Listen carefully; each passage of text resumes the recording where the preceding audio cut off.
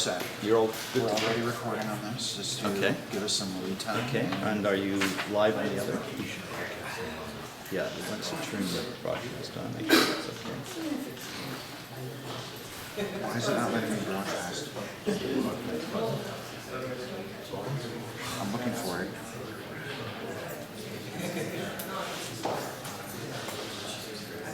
I got to invite someone. That's right. Invite me. Okay. Joseph. Gotcha. But you can't go on air though. That's the one problem.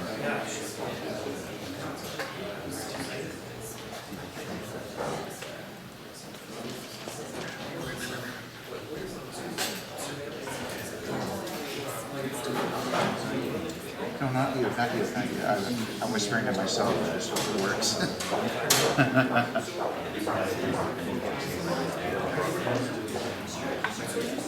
Alright, hold on, I'm gonna hang up and try this again.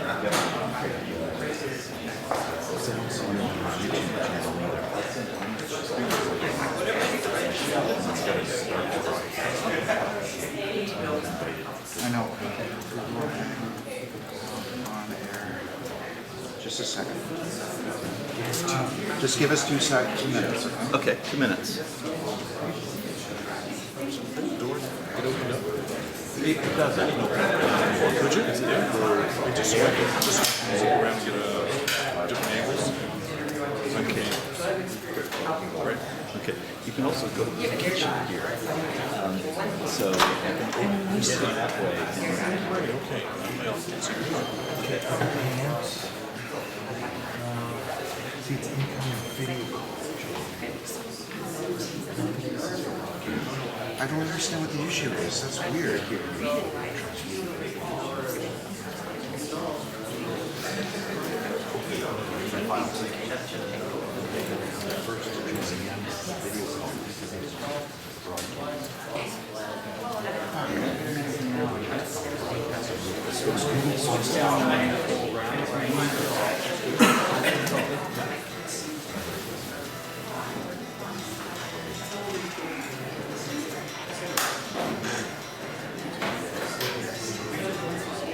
Yes, we're be ready in another minute or so.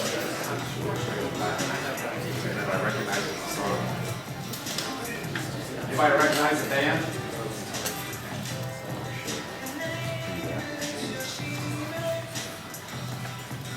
I don't understand the issue. It's giving me like new hangout.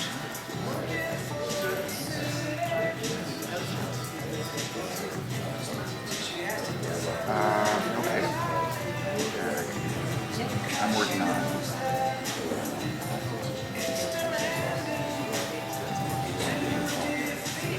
That's okay though.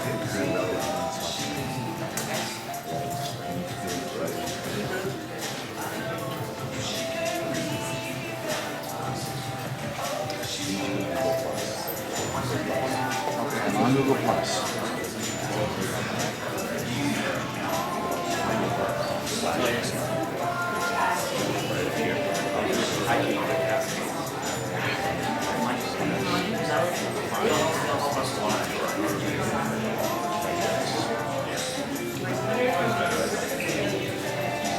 Oh, thank God.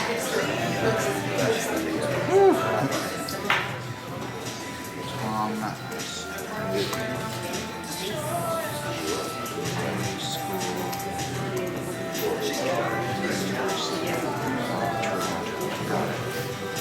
Let's do this. Now it's on YouTube.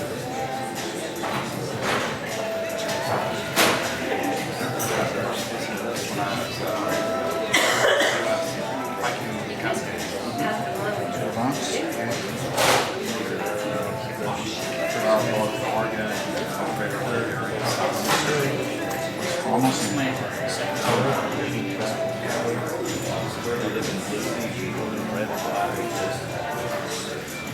Good enough. Switch on. Got it. Start broadcast.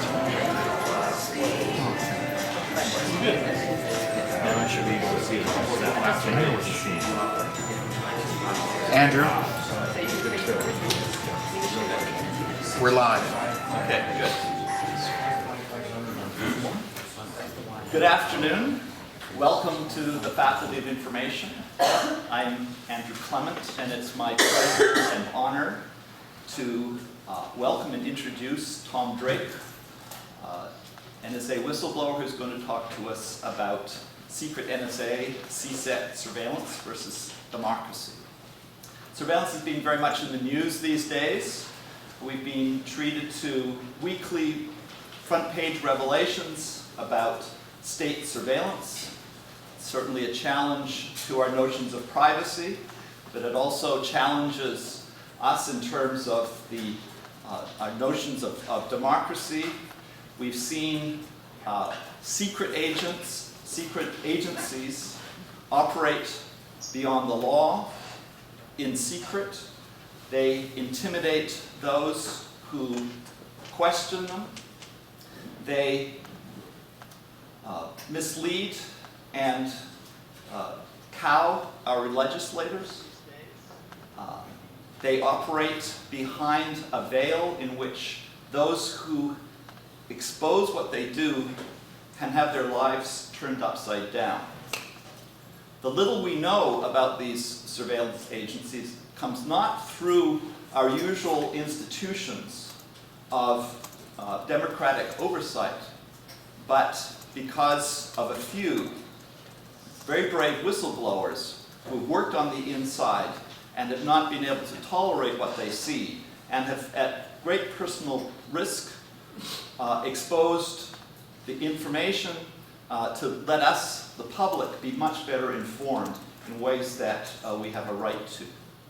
Obviously, most recently, we have Edward Snowden's example, who provides almost weekly headlines around the world about these shocking revelations of the NSA and other state security agencies and how they are looking into our digital lives. But Snowden is only the latest, the most prominent, but only the latest of a series of whistleblowers who since 2001, or more precisely, I guess 2005, have been telling us in the best ways that they can what's going on inside the NSA, the National Security Agency. And his example has built on what he's learned, what Snowden has learned from the previous whistleblowers. In particular, from our guest today, Tom Drake, who joined the NSA. First day of work was September 1st, 2011.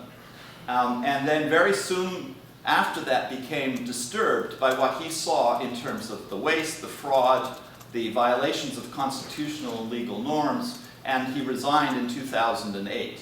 Shortly thereafter, he was charged with 10 felony counts, including 5 under the Espionage Act, with penalties up to 35 years in prison. But on the eve of his trial, all those charges were dropped, and since then he has been a free person and has devoted his life to helping us become more aware of what's going on in these agencies. His timing in being able to come here is particularly fortunate for us in Canada. Canadian security agencies, in particular the Communications Security Establishment Canada, has only relatively recently popped up in these Snowden revelations. And even last week, when we heard that the CSEC was facilitating the NSA's spying on the G20 in 2010, within view of us here, all of the government officials have been saying is that we don't target Canadians and we follow the law, but beyond that we have no better idea publicly of what's going on. So Thomas Drake has been through his NSA experience, has got some things to say about CSEC, which I think we look forward to. It's also fortuitous that he's here on campus at this time. Our administration is proposing to outsource faculty and staff email to Microsoft Office 365, which will be hosted in the US and servers around the world. And Microsoft is known from these revelations as one of the 9 corporations that have been in partnership with the NSA through the PRISM program. In fact, Microsoft was the first. A couple of weeks ago, we organized a teach-in here where a number of speakers talked about the implications from various perspectives of that outsourcing. But Tom Drake, who I tried to get, wasn't able to come at that time. So I'm really delighted that he's been able to come now. So he has a lot to say. He's going to talk for about 45 minutes to an hour, and then there will be an extended question and answer period. I'll give people a chance at 2 o'clock to leave gracefully, but if you want to stay on beyond that, Tom is very happy to talk to you. So without further ado, please welcome Tom Drake.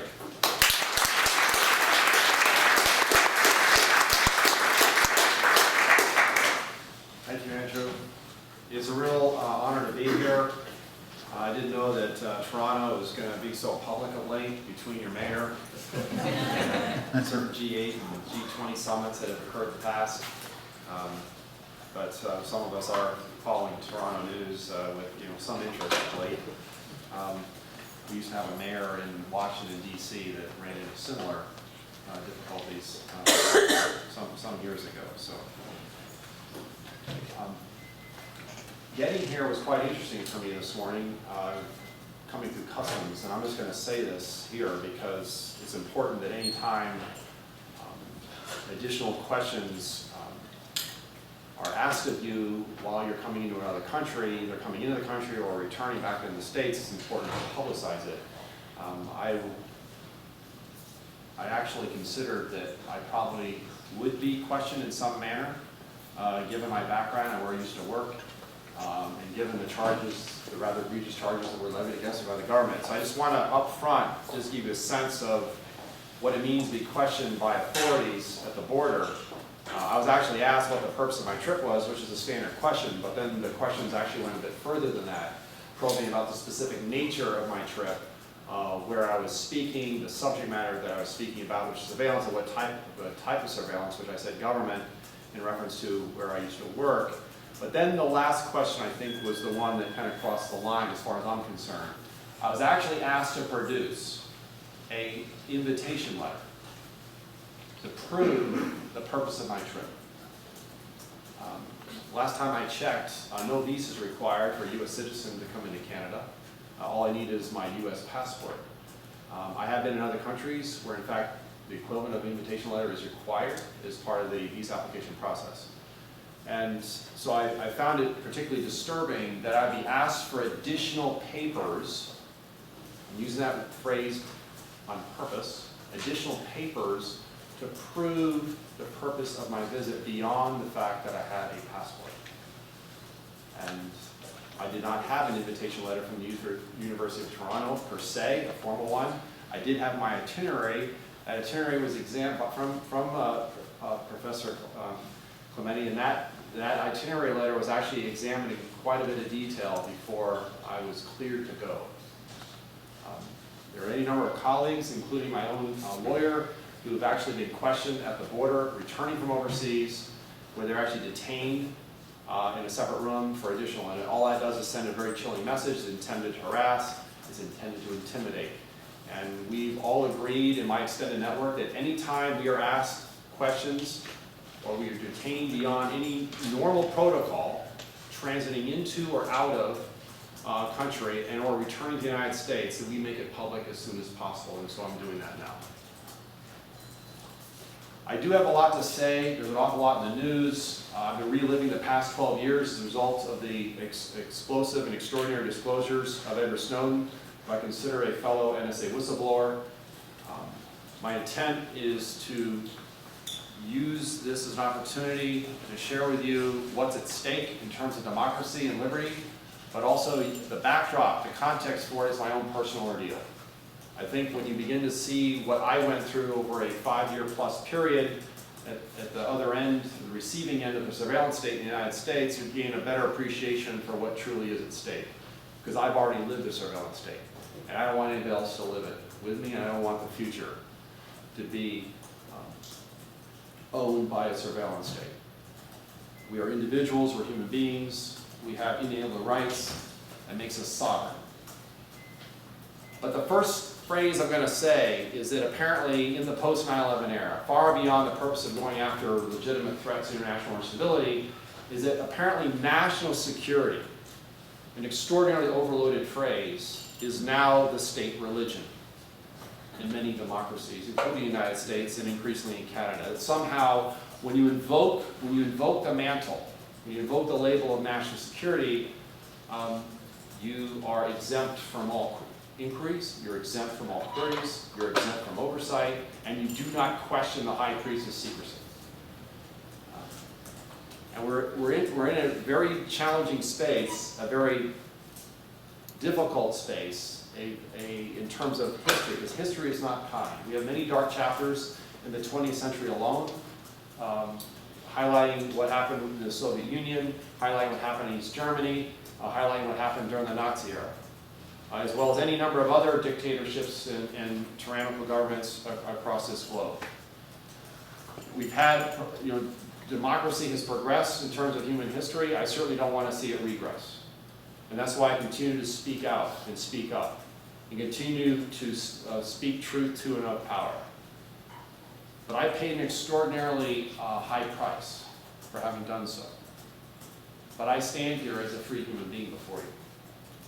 And as the weeks and months go by since I did serve 1 year of probation and 1 year community service without jail time or fine, being free is more precious to me now than ever. I just want to have you consider, those who are here in the room as well as those who are watching via live streaming, what does it really mean to be free? Because ultimately that's what's at stake. And that somehow we have to give up our freedoms and liberties for the sake of security. We had one of the founding fathers of the United States who actually said something about that. If you want to seek a little safety, for the sake of security you end up, or for the sake of security you end up losing both, to paraphrase Benjamin Franklin. My ordeal at the hands of the government was quite extraordinary. I faced many decades in prison for what I did. I was convicted by the truth. And so the context here, I'm going to give you through the lens of my own experience, what's at stake for the United States and Canada. Most of my youth was actually, I grew up in Vermont. And because Vermont bordered Canada, we accepted most of the Canadian coins in the local stores and establishments. And so I always had very fond memories and knowledge by virtue of having lived right next to Canada while growing up in Vermont. And I always looked to the neighbor to the north as a very friendly neighbor, and I always looked to the neighbor to the north as two countries who shared the longest unguarded border in the world. 9/11 has changed a number of things in that regard. And there is a lot at stake. And so I do have a few slides as sort of as backdrop and context to establish what really is at stake. But I'm going to use a lens of my personal ordeal so you get to live in part what it's like to live on the receiving end of the surveillance state. And what happens when the government decides they're going to make you an enemy of the state and break you through various means, turn your life inside out and upside down. It's not pleasant. I'm extraordinarily fortunate. I'm extraordinarily fortunate that I'm here before you as a free human being. I cannot overemphasize that. There's any number of others who've been charged in this relentless, ruthless campaign in war against truth tellers and whistleblowers, the Obama administration, 8 to date, who've been charged like I was. I was the first one in the Obama administration charged with espionage, only the second whistleblower in history. The first was Daniel Ellsberg, one of the fourth in U.S. history to be charged as a non-spy for non-spy activities under the Espionage Act, an act that was actually passed in World War I, designed to go after actual spies and not whistleblowers. And yet it's been used routinely now by the Biden administration, or the threat to use it, against any number of other people, far more than what you've heard of publicly of those charged with under that act, against those who dare question authority, dare question power, dare reveal government criminality and wrongdoing. It's an extremely dangerous environment to speak truth to enough power. But I could not be here standing in front of you free if it was not for the criminal defense attorneys. I ultimately was declared indigent before the court. I had run out of money through my private attorney. I could not stand before you free if it wasn't for my public defenders and for an extraordinary individual named Justin Radak, who defended me in the court of public opinion and was my voice when I had none. So,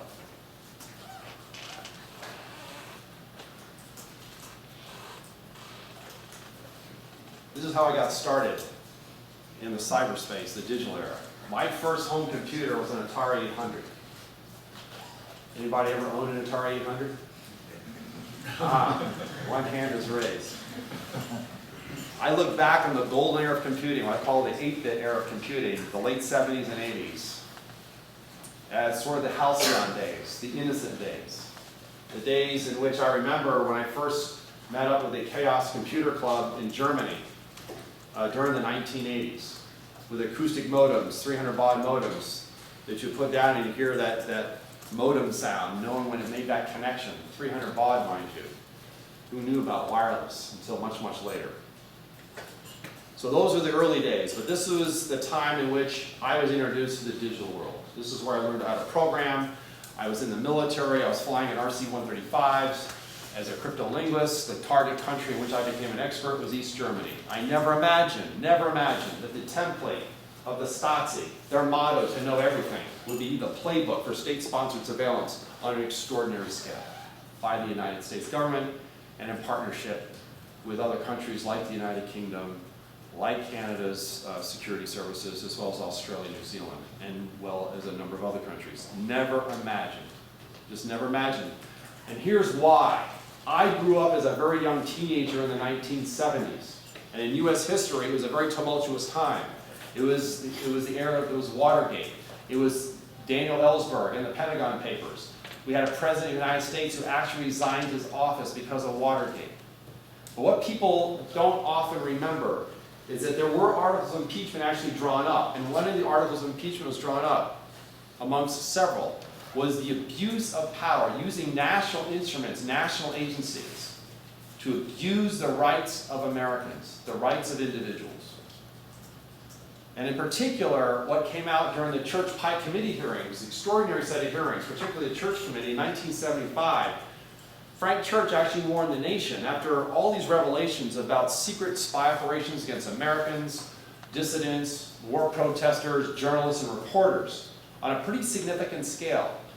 And yet, the era, the post-9/11 surveillance world makes that era look like pikers. And so we put into place a number of reforms, including intelligence oversight committees. We had a Foreign Intelligence Surveillance Act, which was a legal regime using the Fourth Amendment's probable cause standard. You could not violate the rights of a U.S. person without a warrant. And that regime applied to NSA, because NSA had severely abused its own power in secret for many, many decades prior, but particularly during the 60s and 70s. Operations like Operation Shamrock, bulk copy access to all telegrams for many, many decades, going into and out of the United States. And the reason I'm mentioning this is important, and there's a much larger story here, that the culture of NSA, for all of its legacy and all of the extraordinary breakthroughs in computing, for all that it did during the Cold War, in terms of the existential threat of communism, many of those successes that we'll read about in history, probably decades from now, or as classification, things that were secret that will become revealed in terms of formally revealed over the next few decades. For all of that, when it came to NSA, targeting, collecting, analyzing, intercepting, if it was overseas, if it was not a U.S. citizen, a U.S. person, it was fair game. It's important to understand that. It's also important to understand in terms of history that the foundations for the post 9/11 surveillance state didn't just happen because of 9/11. In the United States, in 1947, the National Security Act was passed. That established, for the first time in U.S. history, a standing mechanism by which we would never have another surprise again. We would never have another electronic Pearl Harbor, but established a permanent infrastructure in terms of defense, including intelligence. The heart of that infrastructure grew over the military-industrial complex that President Eisenhower talked about. That all grew over the intervening decade. It did not go away because of the end of the Cold War. And in fact, it was leveraged with all the advances in technology, the very technology that Senator Frank Church warned the nation about. It was leveraged in an extraordinary way in the deepest of secrecy after 9/11. So I just want to put the face of history here, because if we don't learn the lessons of history, guess what? Yes, this is back when you actually had individual boards. You could actually see the slots and chips, and nowadays, I used to do all this. I used to hack a lot of this. I used to do software modifications even at the board level on these chips. I used to fly in this airplane. I'm showing you this airplane. I was stationed at RAF Millenhall in the United Kingdom. We used to call ourselves a vacuum cleaner of the sky. Between 0.2 and 18 gigahertz, we could pretty much take any signal that was out there in that portion of the electromagnetic spectrum. But our focus was foreign intelligence, and we were absolutely forbidden, even if we incidentally picked up U.S. person communications. You could not keep it, you could not retain it. There were special procedures to minimize if you had both. And in fact, there was critical sanctions. That if you violated the Foreign Intelligence Surveillance Act, it was $10,000 fine and 5 years in prison for every instance. Every instance. That legal regime, under the constraints of the Fourth Amendment, which in itself was a compromise passed in 1978 under the Carter administration, was the regime in place for 23 years. And what I was confronted with after 9/11, and I'm talking within days of 9/11, was the reality that the United States, in the deepest of secrecy, unchained itself from the Constitution. It separated itself from the rule of law. And it invoked executive privilege and state secrets, and FISA was completely abandoned. And in a democracy, you cannot have secret government coexisting with a democratic government. Something has to give, and that's been giving ever since. I also flew in this aircraft, electronic warfare. It was a wartime mission. We were absolutely forbidden to collect, retain, or store any U.S. person information. On occasion, this was a jamming platform. You could actually prevent people from communicating, bad people from communicating, bad in quotes. We used to do war exercises in certain places in the United States, particularly out west. And every so often, you'd forget and throw the switch to active. Sometimes you'd knock a radio station offline by accident. This legal regime was, and this is the 1980s, the late 80s, this legal regime was crucial because of the violations of the Constitution and law. And you can't just have what were already very secret agencies simply deciding in secret that we're just going to collect and monitor and spy on people without a purpose. And if it was a U.S. citizen in particular, you had to have a warrant, although there were conditions under which you could do hot pursuit.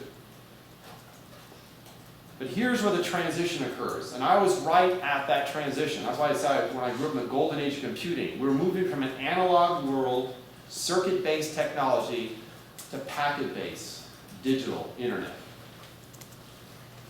Industrial age versus information and knowledge age.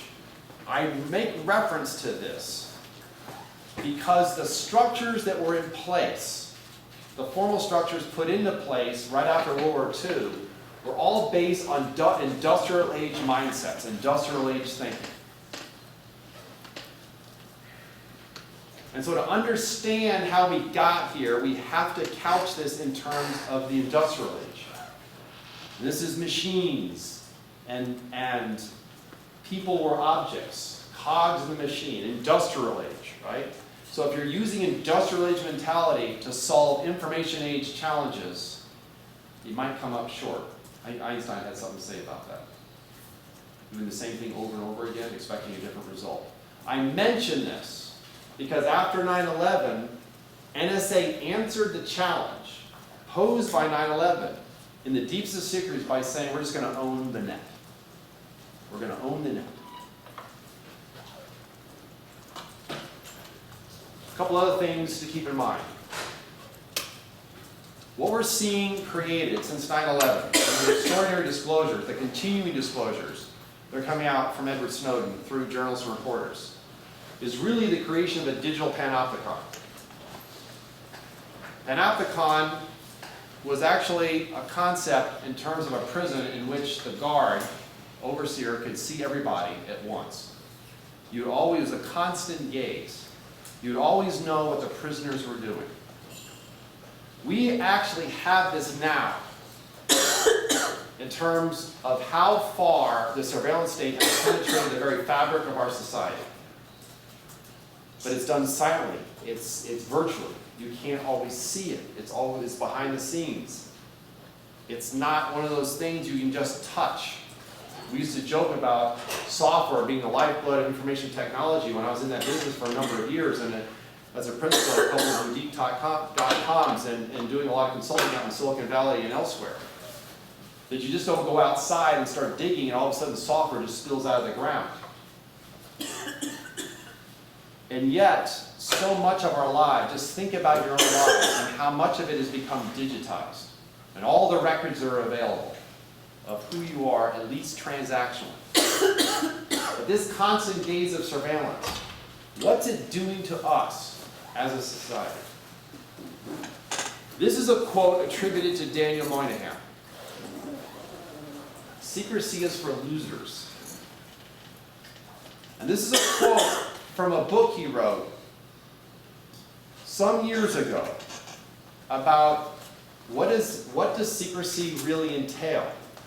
I'm the first to tell you, having been in the system, that there are secrets worth keeping.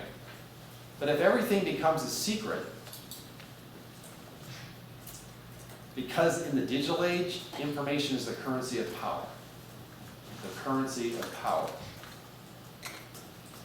The motto, the Stasi, that I became intimately familiar with, listening in on East German communications, was to know everything. To know everything. Does that equal total information awareness? They became monstrously efficient at these incredibly well-indexed files, paper-based file systems on everybody in their country and then some. And they built a wall around their country to keep people in. Their motto was to know everything. If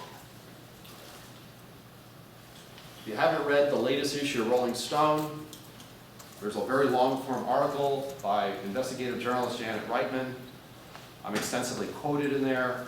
This is a quote attributed to Edward Snowden. This is particularly true if done in secret.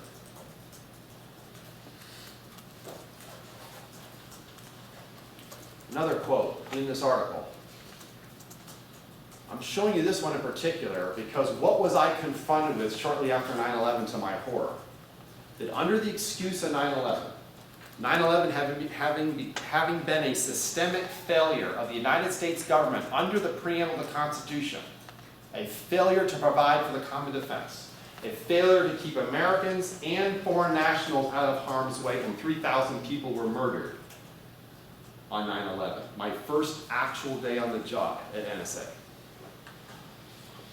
The next 4 months were a blur for me, but what I was confronted with within days and weeks was the surreality of my own government in the deepest of secrecy, subverting the very Constitution it was bound to uphold and defend, and added to that, knowing it was never necessary to go to the dark side, that the very best of American ingenuity in inventiveness, necessity being the mother of invention, had already solved the challenge problem, could do so and still go after the threat, like Al-Qaeda and associated movements and other threats to international order stability, and still absolutely protect the rights of citizens. Period. End of story. Never allowed. It was never allowed to be put into the fight.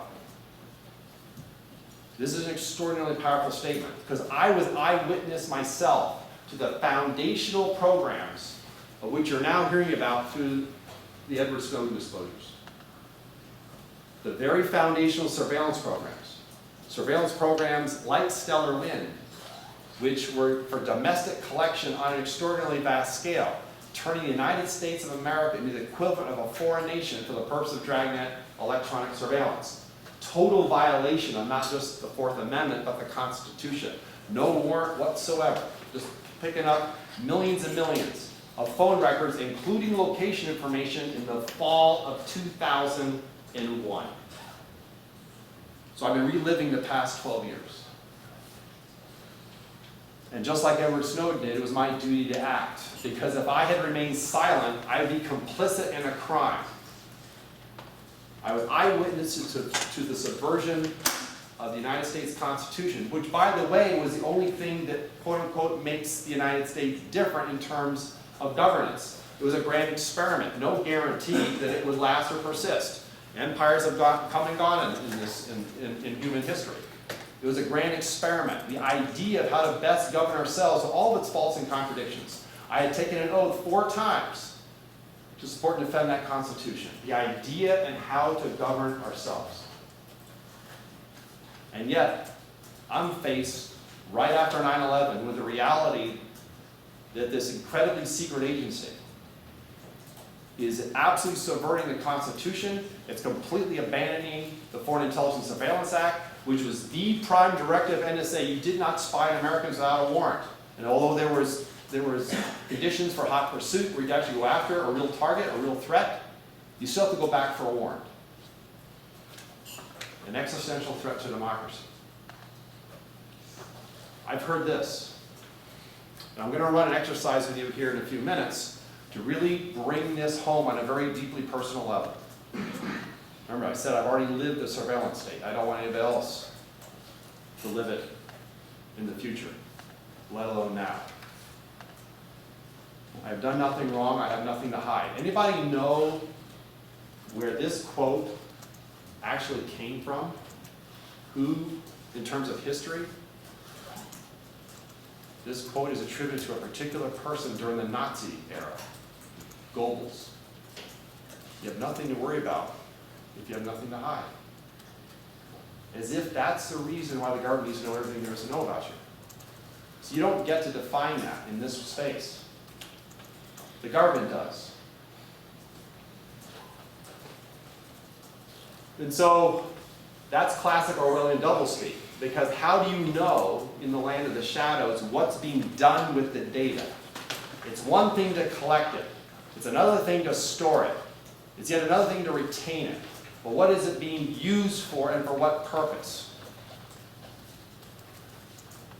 Remember, if you want perfect security, you have to give up all liberty and freedom. I served in the military, in the Air Force. I also served as an intel officer in the Navy down at the Pentagon. I happened to be on the terrorism desk in 1993 during a period of about 18 months when certain radical Islamists attempted to drop the World Trade Center towers the first time. We sent out reports about this person named Osama bin Laden and Al-Qaeda, known translated as the base. That this guy was serious, his movement was serious. It was more existential in nature. Completely dismissed by those that the reports went to. I remember the senior general, the senior military officer in the Department of Defense in the military, who actually reports to the Joint Chiefs of Staff in the Pentagon, coming down to our space saying, who cares? And I'm going to use a pejorative. Who cares about some raghead spouting off in the desert? Not a threat. And we said, and issued reports, they're not giving up. They're going to come back.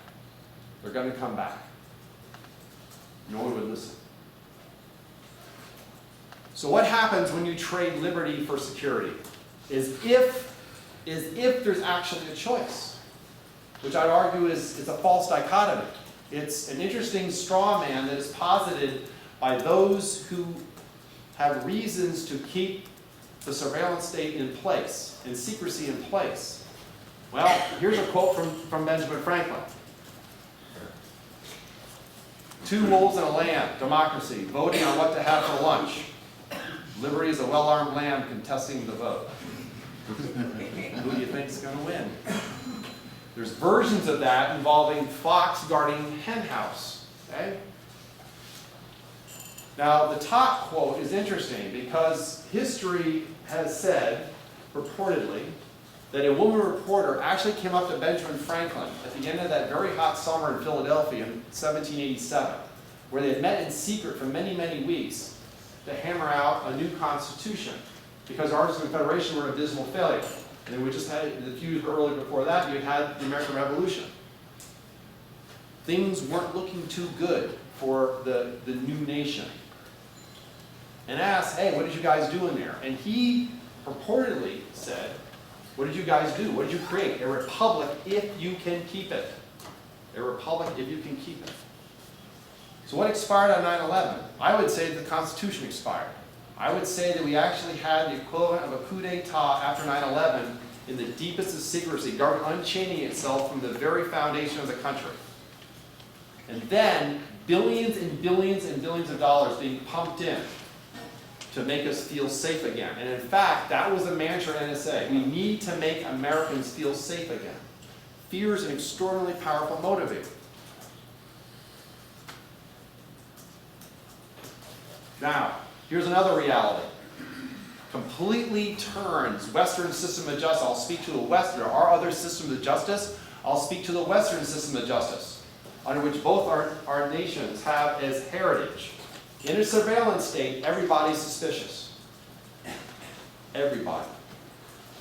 It's assumed. You have to continue to prove that you're not. And again, you add this, have you done anything wrong? It's the government determining in secret, often in secret, whether or not you are. And, as I can well attest to, if you exercise your inalienable rights, if you exercise under the U.S. Constitution, the First Amendment, the power to assemble with others, if you exercise your right to go to the free press, if you exercise your right to express your own opinion, right? Sovereign rights, by the way, that makes you a target, especially if it's taking issue with the national security state. Judge Keith, this is a ruling all the way back to August of 2002. This is when even the third branch of the U.S. government, the third branch, by the way, which is extraordinary in my own case. I actually said that on the steps of the courthouse after my sentencing, that there is a third branch of government. Because my own judge, Judge Richard Bennett, who had been appointed under the Bush administration, took the government to task. We don't do this to Americans. We don't take 2.5 years to figure out a way in which to charge them criminally. Didn't pass the smell test, unconscionable. It's the reason we had an American Revolution. Democracies die behind closed doors. What I was eyewitness to after 9/11 was not just the wheels coming off the existing vehicle. We were in an entirely new vehicle, and it was alien. Deportation hearings in secret. You cannot have secret evidence, secret courts, secret testimony. It's anathema to democracy, and it ultimately erodes liberty and freedom. So here's some additional quotes in the context of the previous slide. Because if you operate democracy behind closed doors, guess what you control? There is no opposition. There is no informing the public. You don't know what else there is. Information is highly selective. Fundamentally, the First Amendment was designed to protect the people against secret government.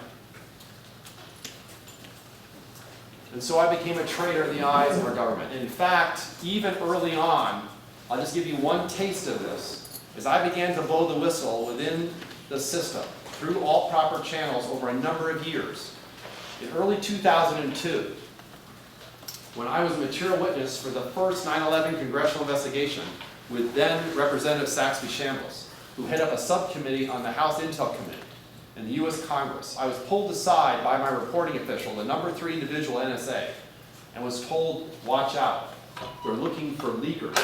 Now this wasn't leakers to the press. That happened later, when the secret surveillance program started to come out in public. No, this is leakers to Congress. They wanted me to obstruct an official investigation into NSA's role in 9/11. Obstruct the investigation. And I was warned. I was warned.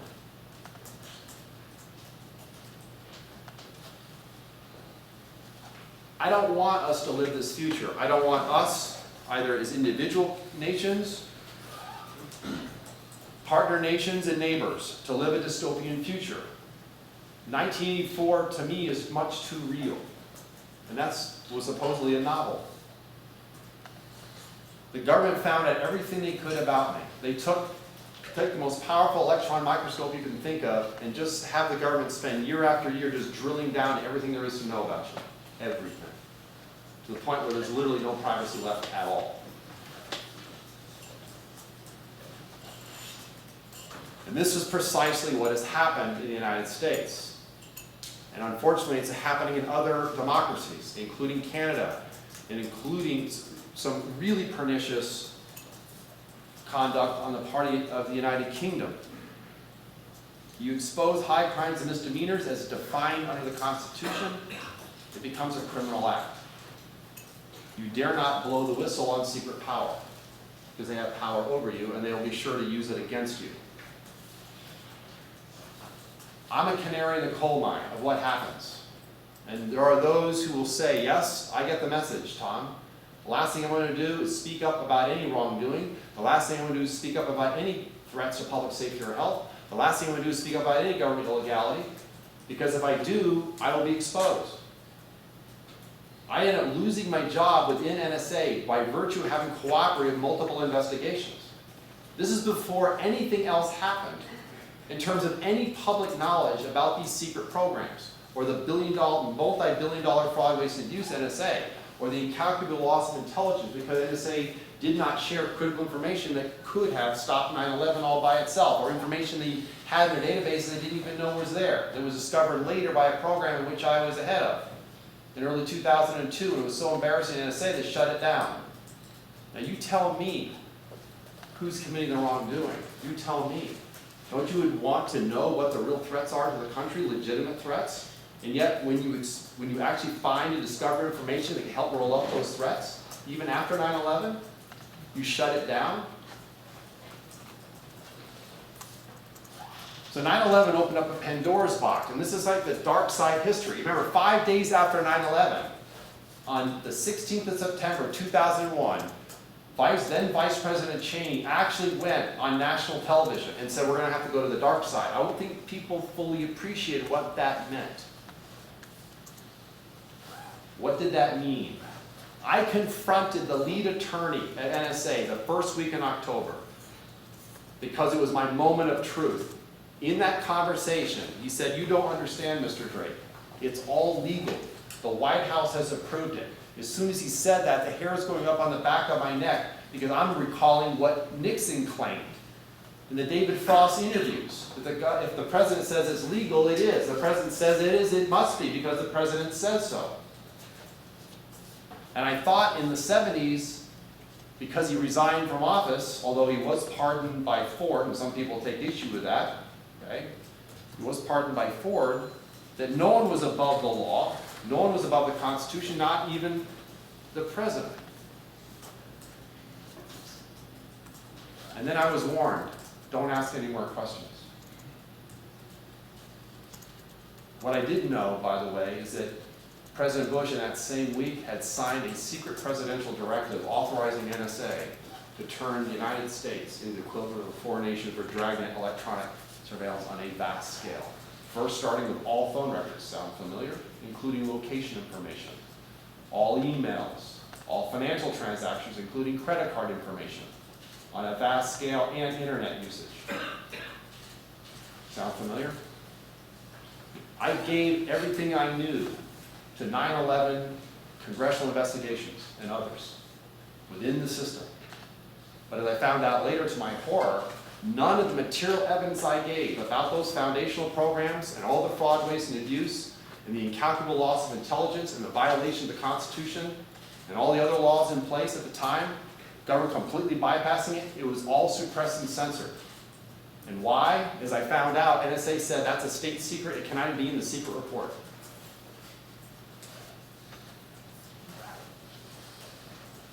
So, to re-paraphrase Orwell, truth is the first casualty of war, even when it's undeclared.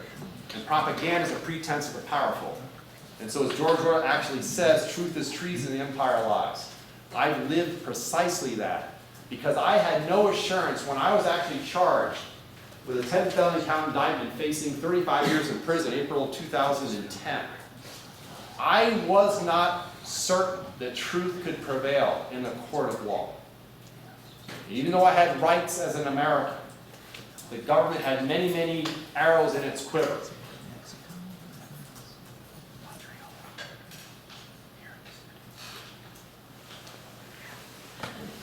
You might remember some telling quotes, by the way, from Star Wars, Episode 4, A New Hope, but others, right? About control.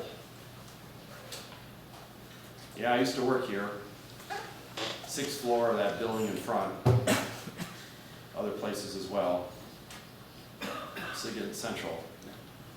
So here, I'm going to run an exercise now, a practice exercise. I've been running this exercise now for a number of months. Every time I run this exercise, everybody except one person in California said maybe, always says no. So I'm going to indulge you for a moment. And for those who are watching live through the stream, I want you to take the keys to your car. I want you to take the keys to your house. I want you to take every password you have for every account you own or have access to. I want you to take all of your health records, all of your bank records, all your credit card statements, all of your tax records, everything there is to know about you. I want you to put it into a box. Now, what you're going to do, you get in your car. Okay, you do have a second set of keys. Okay, haven't taken those yet.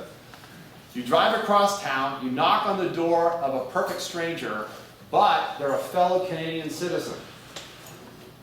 And when they open up the door, you're face to face, you say, "Here, fellow Canadian citizen, I'm giving you my life, my digital life, and all my records for safekeeping. Would you do it?"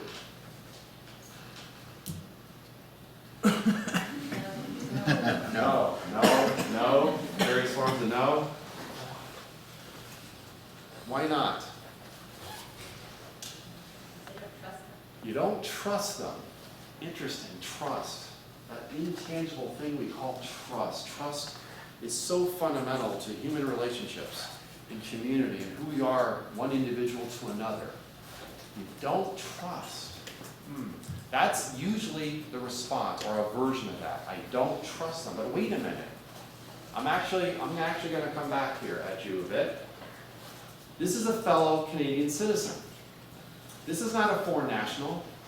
This is not some terrorist, right? Hiding out as a Canadian citizen.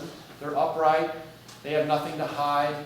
They obey the law. They're great. They're upstanding members of their community. You are willfully consenting, right? Because you're a consenting adult, one to another. And you're not willing to give them your life for safekeeping because you don't trust them. And so my answer is, if you don't trust a fellow Canadian citizen, face to face, no coercion, by consent, you're choosing to give them your digital life for safekeeping. If you're not willing to trust your fellow Canadian citizen, then why would you trust your government in secret? Why? You know exactly what's in that box. You're not willing to trust a fellow Canadian citizen, but if the government does it in secret and collects it, there's some higher purpose here? I'm just going to leave you that. Just so that's the dark side of personal data. It's unprecedented in human history for government in secret to have persistent information day after day, week after week. So here's the current example I'm going to give you. Is there anybody in this room that doesn't have a cell phone on them or in their purse or within arm's reach? Wow, 2 people raise their hands. Now, of the 2 people that raise their hands, do you actually own a cell phone? Wow. So everybody owns a cell phone in this room. Do you know that cell phone is a built-in tracking device? Even when it's turned off. You know what the latest revelations are? Why I shiver when I saw them, although none of the Edward Snowden disclosures have surprised me in the least. 5 billion records each and every day being collected, retained by NSA worldwide. Massive amounts of records on US citizens, Canadian citizens, citizens in Europe, and across the world. 5 billion. If I had access to everything there is to know about your cell phone, because every time you use your cell phone, even when you're not using it, it has to connect to a cell tower.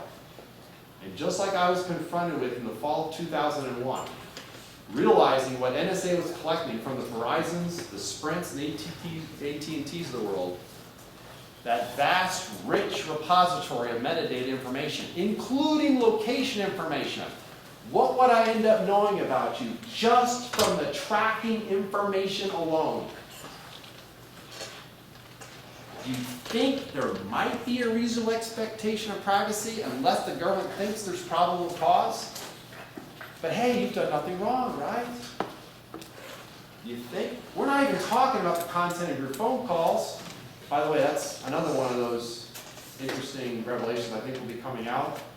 Because the US government said, oh no, we only collect metadata. They collect content as well, and technology.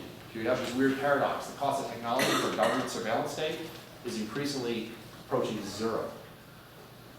The cost to actually store, I can put a terabyte of information on my thumb easily. Practically the fingernail, truth be told. A terabyte. We have zettabytes of information being created, zettabytes. So how much is that? It's just a lot of bytes, is what I say. Okay. Staggering amounts of information. You wonder what the Bluffdale facility is, although they're having problems now because they can't keep the electricity up. And they're blowing out transformers and boxes. Why would you need such an extraordinarily large facility to store just metadata? I can put the metadata in a couple of rooms this size of the entire world. Just think about it. I have all this information at my disposal. Anybody seen the movie The Lives of Others? The East German movie, extremely disturbing, but for me, I won't spoil it for the rest, but it's what actually happens after the end of the Cold War and after the collapse of the East German fascist surveillance state. This weird hybrid communist dictatorship, weird hybrid, okay? With all the dark side Prussian stuff thrown in and authority, it collapsed in 1989. It's what happened to the prime actor in there, basically the centerpiece. He was the playwright writer. What happened to him when he discovered, much to his horror, what was buried inside of the Stasi files that were released later? He had boxes and boxes in front of him. It's what he discovered after. You just have to ask the question. Because, see, it's one thing to say, hey, it's okay to collect all this. Somehow the haystack, I need the whole haystack because any one of those straws could be a needle. So just in case a straw is a needle, we need everything. And that's precisely what I was told when I confronted NSA senior leadership. You don't understand.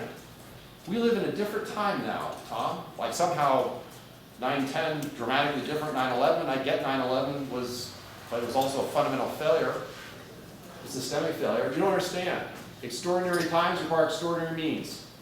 Hey, if you've done nothing wrong, who cares if you have access to all your data? Oh, by the way, we're not actually looking at it. It's just there in case we need it later. Here's the bottom line for me, what I was confronted with. Both. After 9/11, Congress decided to pump massive amounts of money into NSA. It was sort of like NSA is a balloon, and here is the gas, and how much money can you take, NSA? Put NSA on steroids in terms of funding, and all kinds of supplemental funding, billions and billions and billions. I still remember 50th anniversary of the creation of NSA.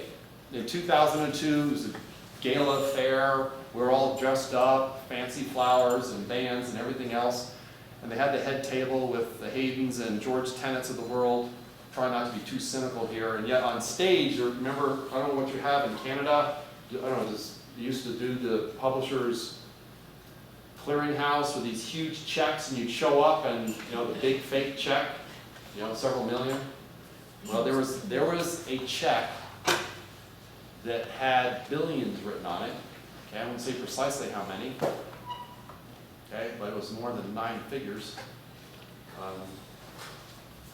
And it was the House, one of the House staff managers, the HIPSI Intel Committee staff managers, handing this check off to General Hayden.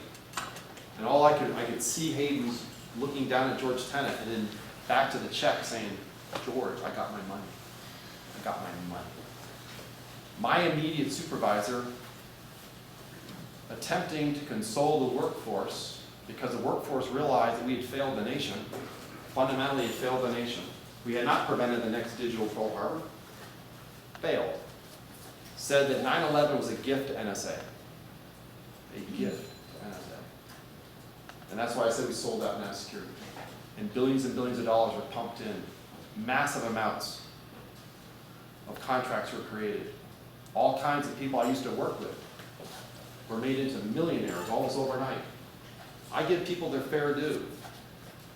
However, it was all unnecessary, completely.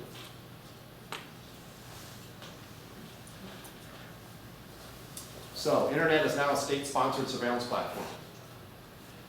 Harvesting data, and I'm using the word harvesting on purpose. See, here's an irony in terms of history. Anybody know the history of internet? I still have a piece of paper at home that has internet on one sheet, 8.5 by 11.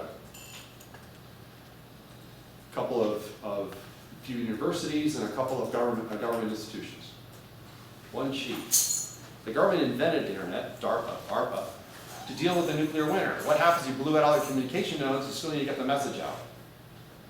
How ironic that they now want to take it back from us. For all the extraordinary benefits of internet, NSA has fundamentally weakened the infrastructure. That's a fact. We're paying a very high cost now. The United States companies are now waking up to the fact they're already losing business, and they're projected, some of the studies have said, upwards of several tens of billions of dollars over the next intervening years in lost revenue. Of course, some will blame Snowden for that, without actually holding up the mirror. This is on a truly vast scale, and this is just one way to represent it. This is actually an older representation. How do you get your hands around 5 billion records a day? How do you get your hands around the -80 order? The orders that I knew of, never actually saw the documentation, although I was aware of the every 45-day order signed in secret by Bush, authorizing, quote unquote, the FBI in the deeps of secrecy, bypassing the secret court, no warrant at all. Hey, Verizon, turn over all your records at NSA each and every day. They were doing that after 9/11, shortly after 9/11. Now you get a -80 order, first time anybody's seen a secret court order compelling Verizon to turn over to NSA all those, that 120 million subscribers, all that information, each and every day. More challenges. It's important to note the second bullet. Because I blew the whistle on all of this within the system. And then I was confronted with the reality after yet another multi-year investigation at NSA involving the Department of Defense Office Inspector General, in which I was also material witness whistleblower. It's now 2005. In late 2005, I sent, which I will be the first to acknowledge, was a pretty strong letter to General Keith Alexander. 4-star general, heads up both NSA and Cyber Command. And I laid it out for him in terms of what had happened. I got a very short response, basically just saying, sorry, not going that direction, I already have the solution in hand. His solution was a multi-billion-dollar response to the failure of Trailblazer. And he took the foundation that Hayden had laid for him and handed him on a silver surveillance platform and just institutionalized it on an extraordinarily vast scale. So knowledge is control for some. Remember, information is the currency of power. And ironically, at NSA, if I keep the information, if I have it, if I hoard it, that gives me power. If I give it to you, if I give you, I lose my power. Just think about it.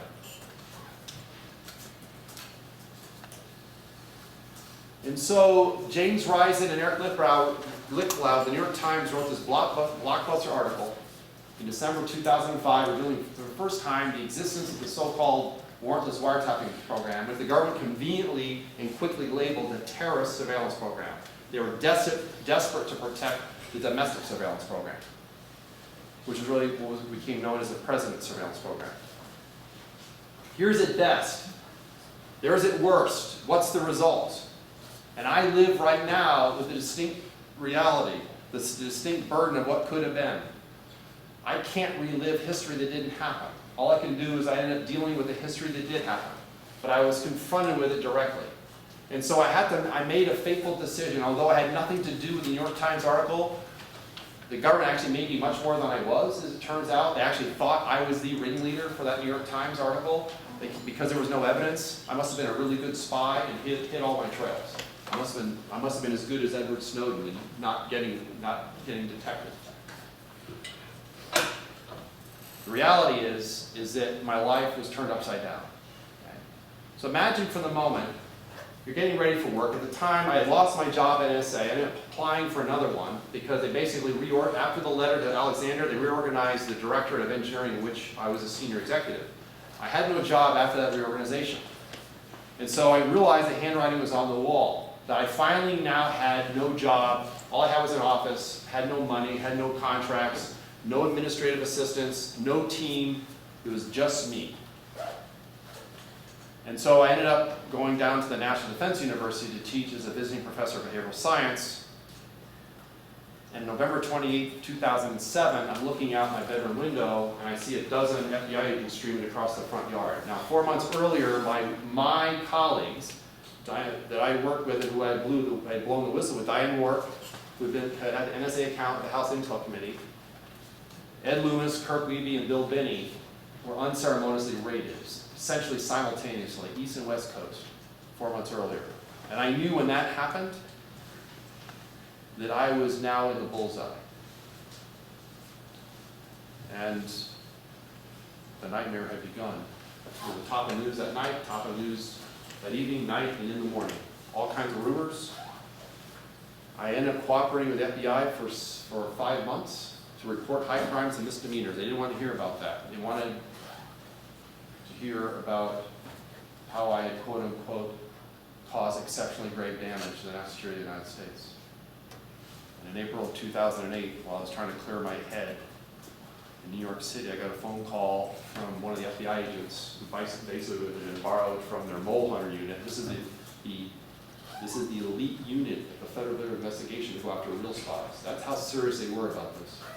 In fact, it turns out they put 5 full-time prosecutors and 25 full-time agents to find the quote-unquote leakers to the New York Times article.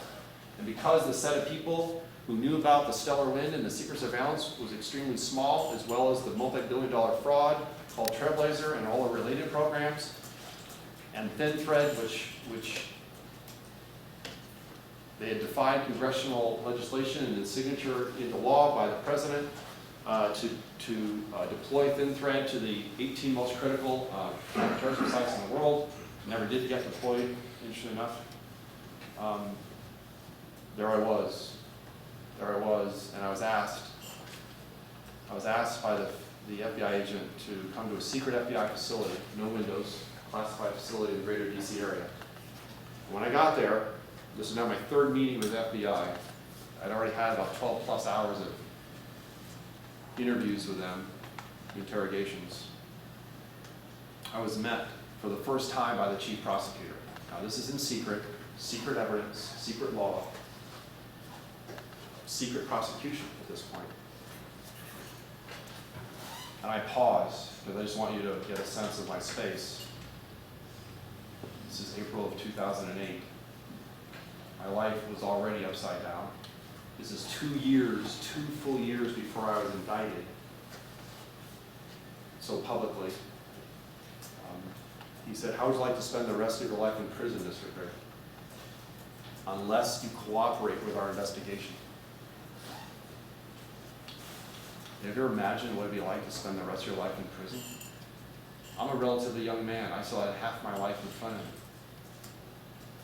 I'm now facing the chief prosecutor, knowing the government is hell-bent on destroying me, and if necessary, putting me away for a long, long time. Because this goes all the way back to the American Revolution, and I have some familiarity with Canadian history, given where I grew up in Vermont. I had become a Benedict Arnold. I betrayed my country. I was one of the most trusted, as Benedict Arnold, one of the most trusted senior, in his case, general under George Washington. And he turned, being a traitor. You were once one of us, you're now one of them. I was an enemy of the state. And I knew that I could no longer cooperate with the FBI. And I knew that my entire future was now at risk. And so 2 years later, in an extremely public way, they launched and announced the indictment on me, and I faced 35 years in prison. I spent the next 14 months defending my life and to keep my freedom. Now some people have asked, why would you have done all that?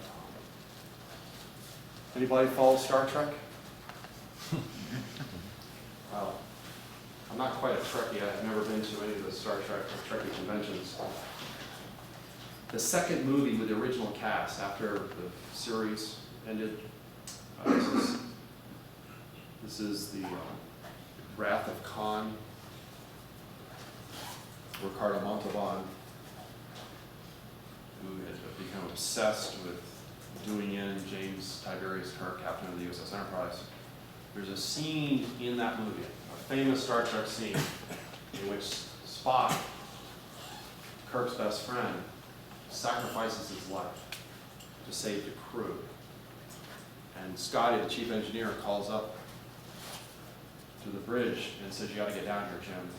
Jim rushes down and says, Scotty, or Spock, why? He says, his famous line is he's dying in front of Kirk. The needs of the many outweigh the needs of the few or the one.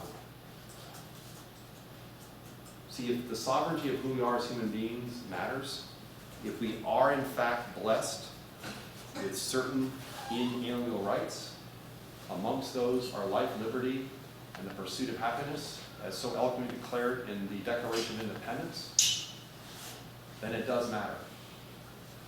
I will never, I'll say this again publicly here, and for those watching and those who will watch later from the saved feeds, I will never, ever sacrifice my sovereignty.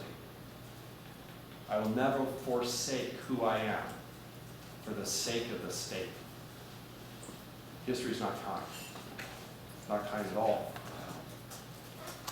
See, the history of liberty is also the history of government power. With great power comes great responsibility. If you exercise great power in secret, given the human condition, then you can exercise great irresponsibility. And the thing about secret power, I thought we had sort of tackled this with the Magna Carta like a few centuries ago, where the divine right of the kings was, that's why this Q is to question all authority. Question, especially. Always question, but especially authority. That the serfs, the servants, and those indentured did have rights. King couldn't just rule because he said so. And it came from some existential place. That people, individuals, had rights. And the course of human history and progress in terms of who we are and freedom and liberty, what I was faced with right after 2001, what Edward Snowden was faced with 12 years later, seeing the full metastasization of that whole entire edifice and apparatus, now fully institutionalized, now being given a full legal framework, the very phrase that President Obama himself said on the Jon Stewart show, that part of his legacy was creating a legal framework. The last time I checked, the only legal framework in which the government is obligated to support and defend is the Constitution, and he has a special obligation to preserve, protect, and defend as the President of the United States. It's not his place to simply say the Constitution doesn't matter, or to reinterpret it for his own purposes. And so we have this interesting conundrum with power. We truly do. Because the very technology is neutral. It can be used for either good or for evil. It can be used and repurposed for other things.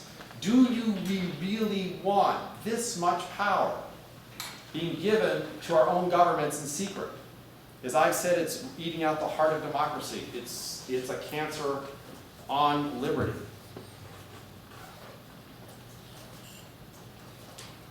These are questions you need to ask of your government. These are questions you need to ask of authority. Remember what happened to me as I came off the airplane in Toronto. That chilling third question, asking me for papers defined as an invitation letter. Papers. Papers. Show me your papers.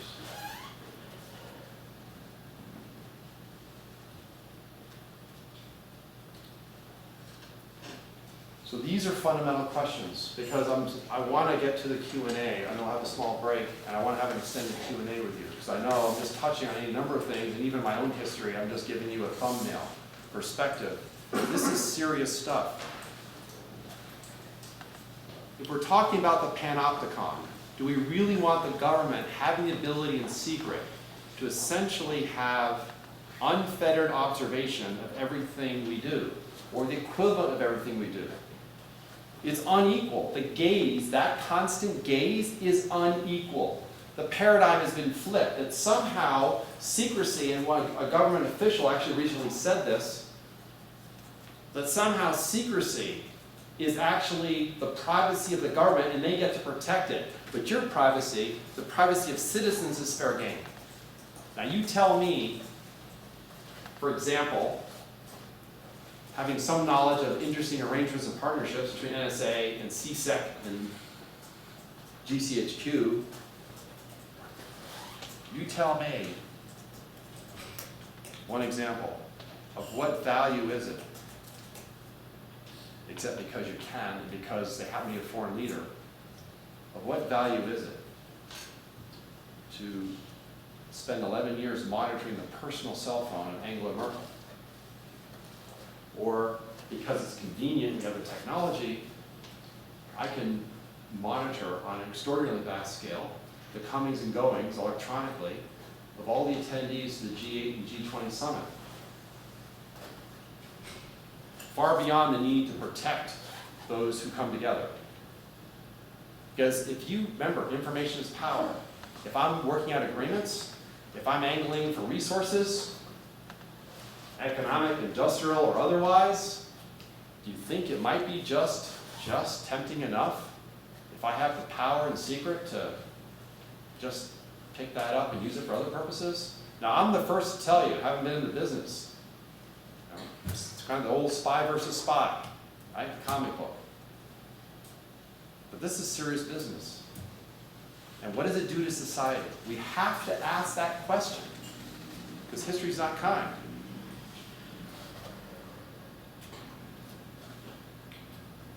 Consider this.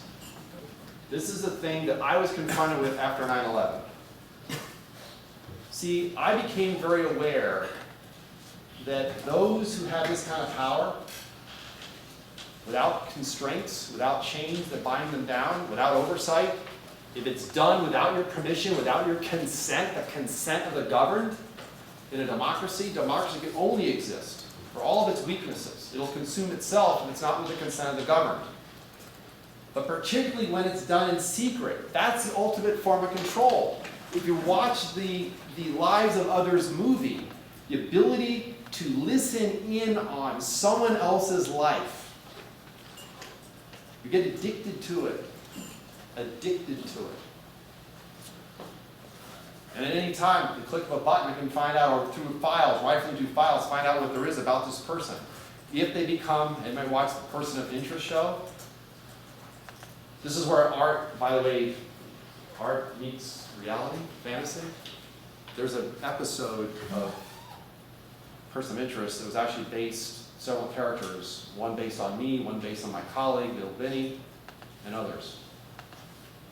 It's kind of weird when you're watching an episode and you realize the patterning it after yourself, one of the characters. Still strange for me. Here's the real problem. This is a fairly dramatic statement, but given what I was faced with, because see, remember, I have a special burden, but I also have extraordinary freedom because I was able to keep my freedoms. You know what it means not to have your freedoms and liberties taken away? After all those years, the government trying their best to put me away for a long, long time, there was actually congressmen looking forward to seeing me in an orange jumpsuit.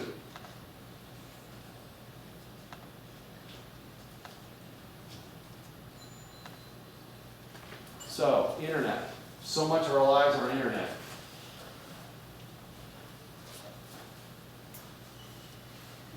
Only the government, I'm just going to say it here in my last couple of minutes before we have a break and turn over Q&A. Only the government can create a police state. That technology, as one of my colleagues has said quite eloquently, turnkey tyranny. Remember, I became an expert in East Germany. I remember flying along what was called the inter-German border, looking out from 35, 40,000 feet and seeing the ditch, which was that zone of control on the eastern side of the border. You could actually see it from that high up. It was quite obvious. Hundreds and hundreds of miles. Do we really want that kind of state? Because in essence, we have the equivalent of that. No. We don't live in the Stasi regime in Canada or the United States. But the government has certainly been abusing its powers. And I've said this, I'll say it again, we have the equivalent of a digital fence around us. That digital fence is the equivalent of a one-way mirror most of the time for the government. They get extraordinary access to information about us. We have very little insight and access to what they're doing, with what they're seeing, and then what they're taking from what they're seeing, and how they're repurposing it for other uses.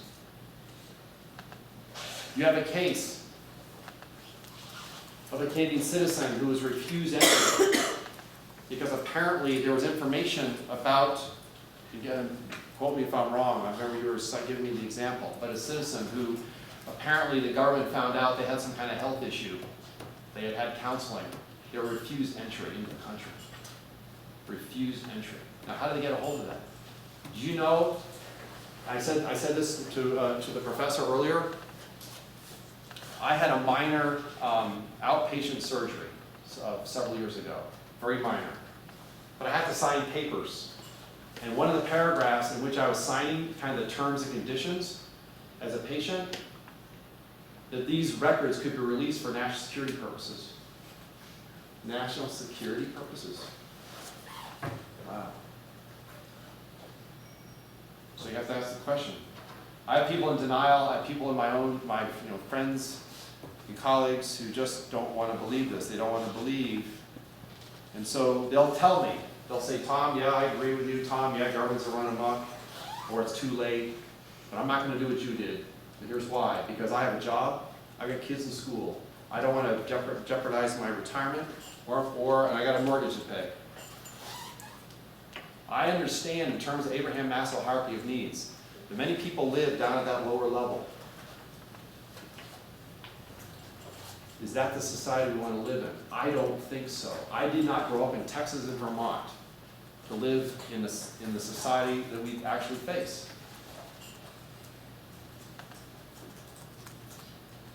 Here's some more points to ponder. These are questions just to ask. You don't necessarily need answers right now. We just can't kid ourselves. See, I gave a talk out at the Palace Hotel in San Francisco a couple of months after the end of when I was sentenced, the 1-year probation, 240 hours of community service, where I interviewed veterans from World War II to the present day. And I know it was the web elites, the internet elites were there, and I know I made people very comfortable because you have commercial interests monetizing your personal data. See, what's the interesting thing about the information age? What's unique is who you are and everything about you. Well, that's by definition, but all of your transactions are unique as they link to you. Monetizing your data. And there's ways to monetize that. You can have choice, terms and conditions. Well, guess what? Some of these companies, like the Microsofts of the world, like the Verizon of the world, they get it both ways. Believe me, they're not turning over this information to the government for free. They're not giving access without your consent. Remember that thing about putting your life in a box? The government looking inside your account? That's what you're faced with. That's just based on the latest disclosures. Prison. And so we need to ask this question about what tale do we want to tell to our future generations? Because here's the fundamental reality. You cannot compromise with secret power.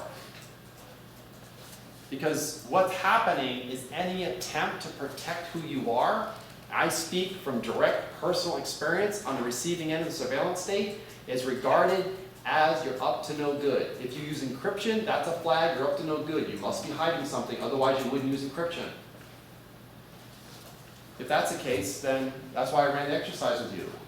If you say you don't care, then just leave your car doors unlocked tonight. Leave your house unlocked.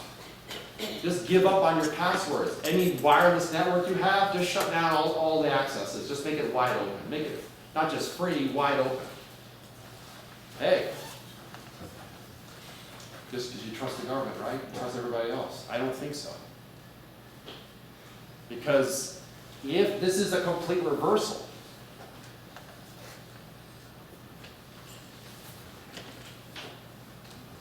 there is a thing in U.S. history, and it's a paradox, that we're best governed if we're least governed. This is Jeffersonian principle. And for all the faults of the founding fathers, even that phrase is overloaded. Okay? What is the proper necessary role of national government? I can only speak as an American, because for me, I took an oath 4 times to support and defend the Constitution. One thing I've continued to remember in the preamble of the U.S. Constitution is it starts off with we the people. It doesn't say we the government, it doesn't say we the power, it doesn't say we the executive or we Congress. It says we the people in order to form a more perfect union. It recognized then it was not a perfect union. In order to form a perfect union, it's a continuous process. I didn't sign up or take an oath to form a more perfect disunion. I didn't.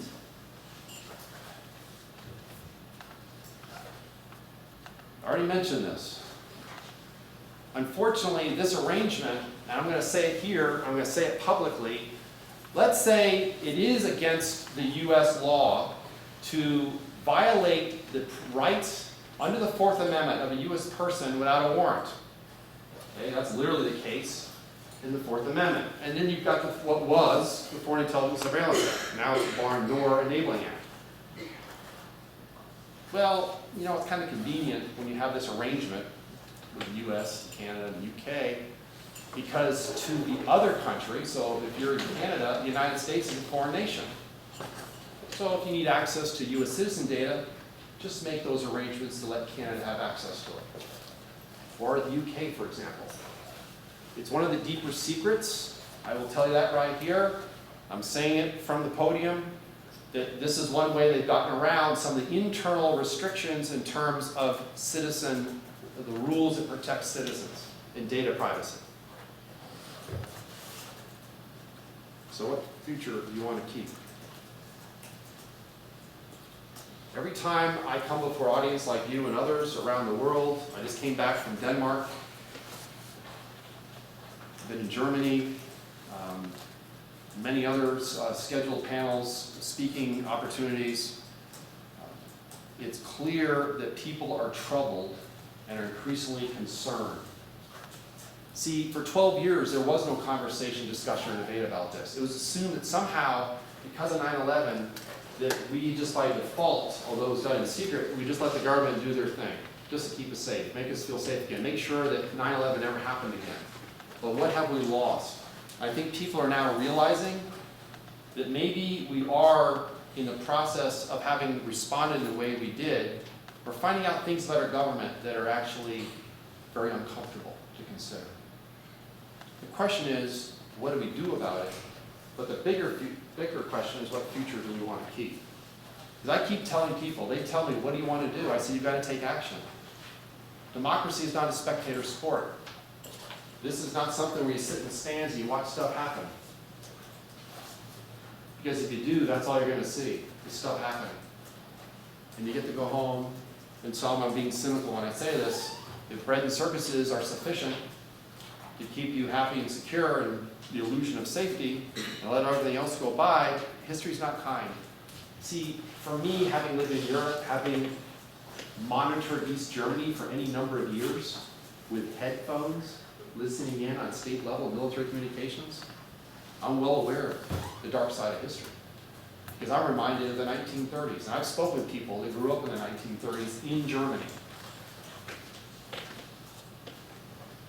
It really, really frightens me when I see Enabling Act legislation being used as the excuse that somehow protecting the state takes priority, has primacy over any other rule of law or individual sovereignty. And you have this catch-22 for those of you who've read the novel by Joseph Heller. If you haven't, you might want to read it again. Or if you really want some bedtime reading, read The Devil's Advocate by Taylor Caldwell, written during the communist period, 1952. That's a really scary novel. Scary meaning what is possible with power.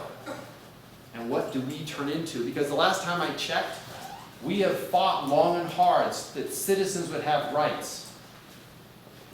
We're now, as I was confronted with, citizens who have rights, turning into what? Objects of a surveillance state with privileges granted by the state? As long as I have a breath in my body, I will resist that with everything I am. And so, my final words before a break, that's why I've dedicated the rest of my life to defending life, liberty, and the pursuit of happiness. Because it matters not just for me, but every one of you in this room and beyond.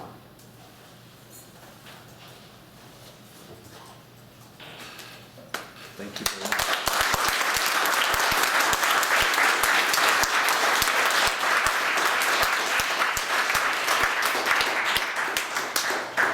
Well, thank you very much, Tom. I think you exemplified for us the kinds of things we in this faculty and many other places aspire to be open, to be passionate, to care about our society, and to do that on the values of openness of information, critique to authority, to power, and to secrecy.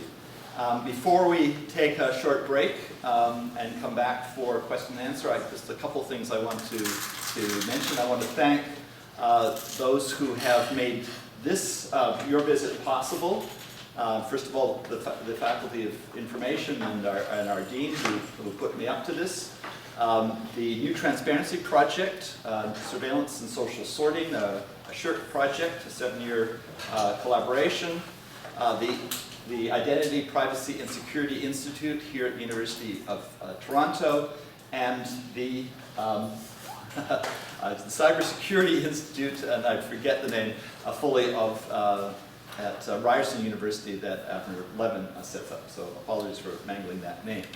I also want to say briefly to the remote audience. We've been getting reports through the last hour or so that people, at least in the federal government, have had their broadcast blocked for some reason. They can't get the signal. We've had people watching from Mexico, from Montreal, from other places in Ottawa. Here in Toronto, we've had about 20, 25 people online, but our colleagues in the federal government have, at least some, have not been able to watch that. So I'm sorry about that, but we will be putting this up on the web very shortly, and so I think this very important talk will be available, accessible freely to everyone who wishes to see it. So again, thank you very much, and we'll come back in 5 minutes, and Tom will be very happy to entertain questions, and we have until 3 o'clock in this room. So thank you very much again.